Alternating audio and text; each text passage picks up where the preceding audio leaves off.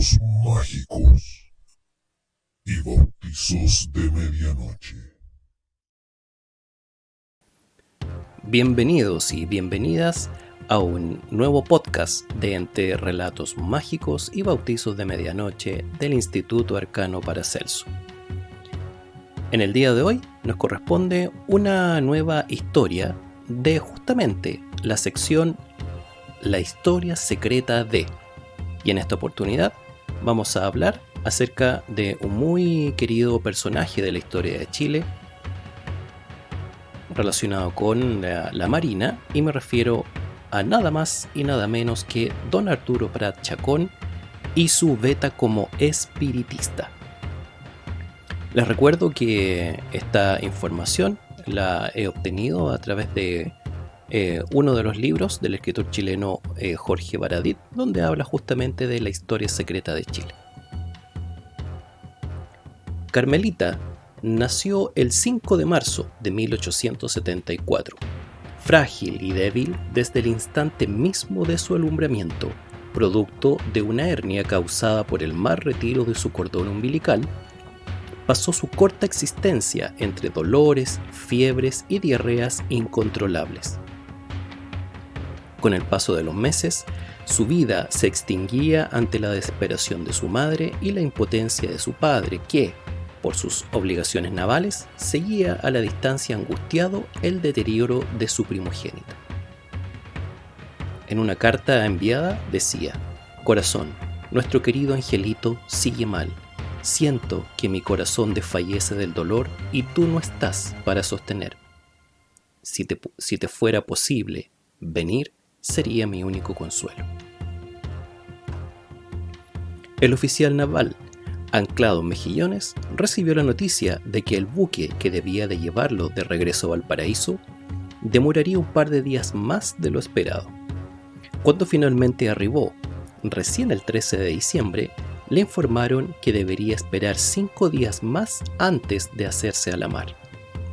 Arturo Prat no cabía en sí de la desesperación. Su hija se le iba entre sus dedos y las cartas para saber noticias de ellas demoraban tanto en ir como en volver.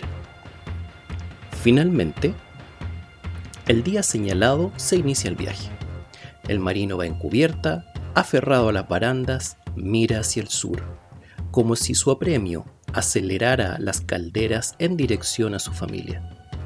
La esperanza está puesta en tratamientos homeopáticos y en la profunda devoción religiosa que los envuelve. Será difícil, piensa, pero la fe mueve montañas, está seguro. Lograrán salvar a su hija. Al recalar en un puerto intermedio, recibe sorpresivamente de manos de una estafeta una esquela de pésame firmada por Juan José Latorre.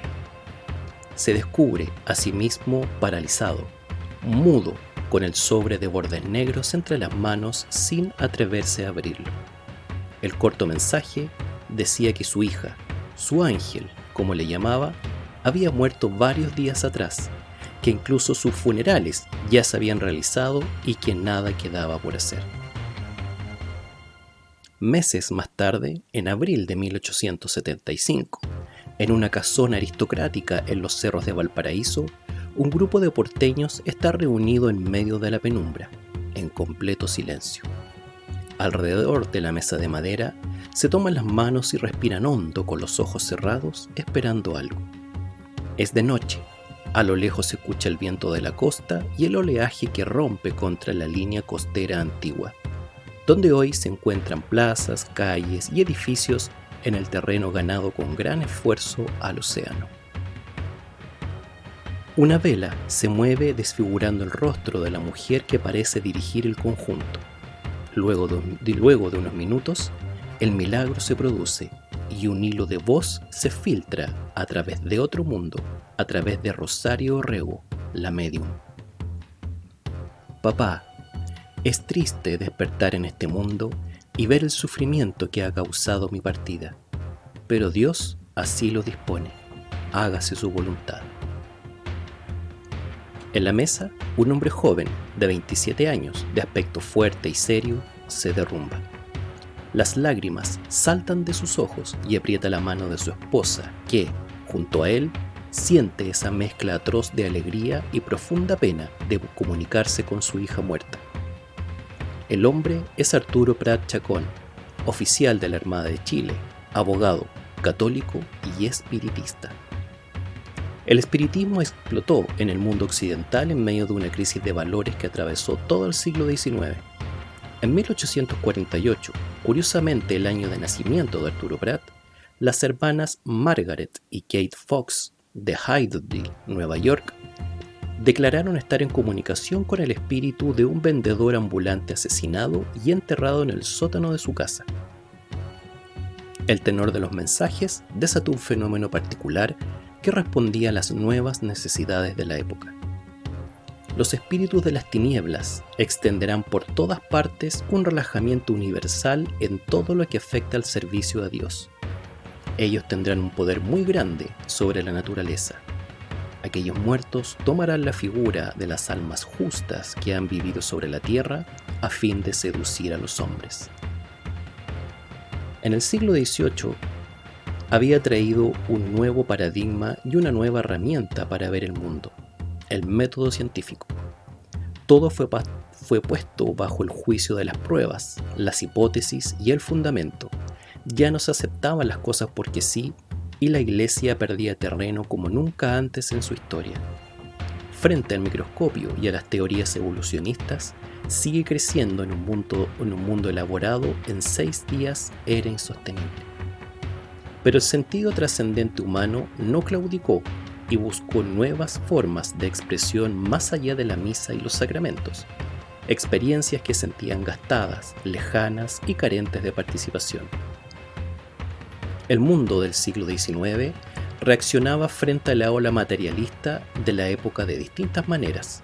Por un lado, muchos europeos se sumergían en la esotería y la nueva fe teosófica que Madame Blavatsky traía de Oriente, mientras que otros vieron en este nuevo fenómeno, el espiritismo, una manera de conciliar sus creencias cristianas con, al menos así lo creían ellos, la ciencia y sus exigencias.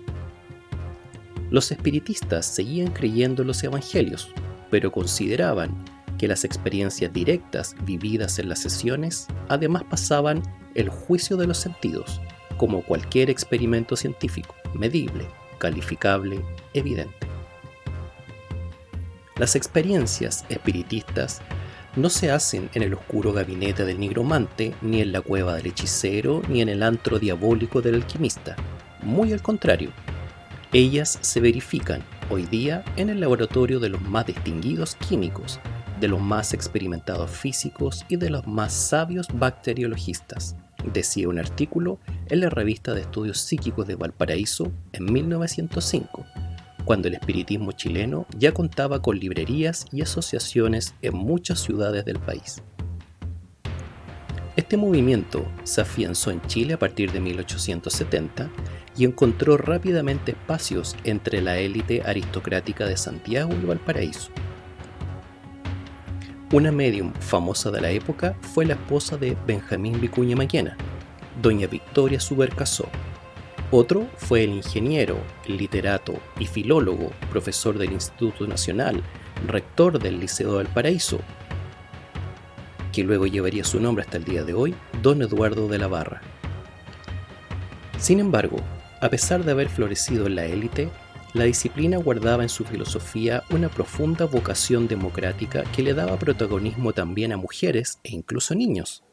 Además, hubo intelectuales de la naciente clase media involucrados y hasta grupos de obreros de la Pampa del Salitre, afiliados a grupos anarquistas que formaron asociaciones y órganos informativos mediúmnicos.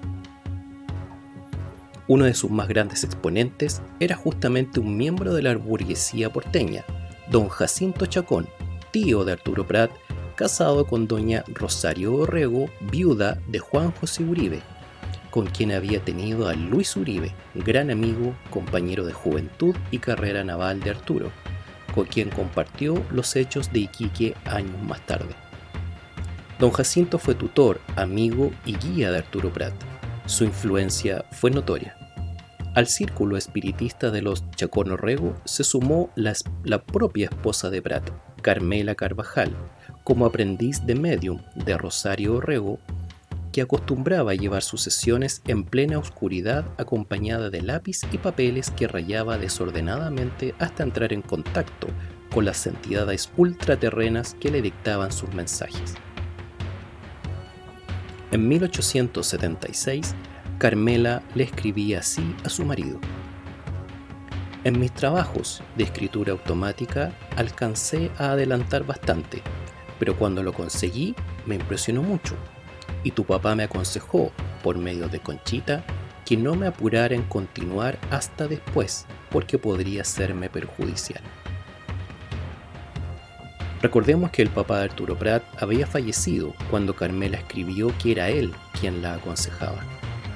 El espiritismo rápidamente ganó adeptos y a la vez detractores, sobre todo entre la poderosa curia santiaguina. En 1874, en el folleto Algo sobre espiritismo, de Ballesteros y Mandiola, se declaró a nombre de la Iglesia que el espiritismo es la gangrena, la terrible enfermedad de nuestro siglo. En 1899, el Concilio Plenario de América Latina, celebrado en Roma, conminó a los sacerdotes locales a tratar de herejes y fautores y defensores de herejes, a quienes practicaran espiritismo, y a negarles los sacramentos mientras no abjurasen de sus prácticas. A pesar de esto, los iniciados chilenos no detuvieron sus actividades. Victoria Subercaseaux dejó un diario de sesiones espiritistas realizadas entre el 13 de noviembre de 1913 y el 5 de febrero de 1927, 14 años donde se registraron más de 40 comunicaciones mediúmnicas, todas en Santiago de Chile. Igualmente, Jacinto Chacón continuaría creando órganos de difusión y grupos espiritistas hasta su muerte, ninguno abjurando de su vínculo con la Iglesia, todos considerando el espiritismo como una manera fresca, nueva y más potente de relacionarse con lo trascendente, Cristo y la moral cristiana. Una forma de búsqueda legítima, personal y directa. También Arturo Prat buscaba en las sesiones respuesta a esas dudas y temores. Creía en una naturaleza gobernada por Dios, pero no estaba seguro de sus intermediarios. Su mayor objetivo era intentar comunicarse con su propio progenitor entre la muchedumbre de espectros. El día 4 de abril de 1876, encerrados en una habitación de Valparaíso, su grupo de sesionistas consiguió por fin establecer contacto con él. El momento fue tremendo. Arturo seguramente apretó los dientes, respiró hondo y preguntó cuestiones que se perdieron en la niebla del tiempo. De lo conversado quedan apenas unas notas, fragmentos de eternidad y oraciones confusas. Ten la seguridad de que nos volveremos a ver, le dice su padre a través de la medium. Lo aconseja, comenta sobre las virtudes del amor y la compasión y lo guía acerca de la manera en que debe ser educado su hermano menor, Ricardo, que eventualmente se convertiría también al espiritismo y traerá a las filas al que se transformará quizás en el más importante medium chileno de la historia, Jaime Galté, responsable de diagnosticar exitosamente a miles de chilenos a través del espíritu de un médico muerto, incluyendo a la hija de un connotado oficial de la Fuerza Aérea Chilena, de apellido Bachelet, pero esa es otra historia. Imaginemos ahora a Prat en Iquique, seguro de sí mismo, seguro de sus hombres y seguro de que ese famoso salto, el abordaje al Huáscar en la Guerra del Pacífico, no es hacia la oscuridad, sino hacia otra cosa. Seguro de que la muerte no es el fin, sino el inicio de un nuevo mundo, un reencuentro eterno con las personas queridas que vamos dejando en el camino. La reconstrucción de los pedazos de corazón que se nos mueren cuando un hijo se va, cuando un padre desaparece, cuando tu pareja se desgarra con tu partida. Sí, Arturo Prat creía en la reencarnación. Al investigar sus pertenencias, luego de su muerte, se encontró literatura ocultista y espiritista, entre ella el Evangelio según el Espiritismo, de Allan Kardec, reconocido como el gran manual de la disciplina. Es de noche en Valparaíso. Han pasado 3 años desde el combate naval de Iquique. Si bien el ejército ha tomado Lima, las tropas chilenas aún combaten sangrientamente en la sierra peruana. Es 21 de mayo de 1882 y en la calle San Juan de Dios, actual calle Condel en el puerto, la joven viuda Carmela Carvajal se abre paso entre la oscuridad de la habitación y el túnel que nos separa del mundo de los muertos, para tocar a su marido. Pasa la noche en compañía de familiares y amigos que, tomados de la mano, hacen esfuerzo por alcanzar la figura del que se fue. Carmela raya y raya páginas incoherentes, aprieta los ojos y lanza su mente al acantilado frenéticamente hasta que de pronto todo se calma. Su rostro se relaja, aparece su belleza habitual y comienza a escribir con suavidad. Estoy contigo, mi dulce compañera de vida, y con mis retoños. No los abandono un solo instante. Buenas noches, mi Carmela. Descansa confiada en que el espíritu amoroso de tu Arturo vela por ti. Ahora es julio de 1931 en Santiago. Han pasado 50 años desde los sucesos de Iquique. La casa de la anciana Carmela Carvajal es refugio de estudiantes opositores a la dictadura de Carlos Ibáñez del Campo. Chile vive un periodo de tremenda agitación política. La policía allana la casa y se lleva prisioneras a muchos refugiados, entre ellos a sus propios nietos.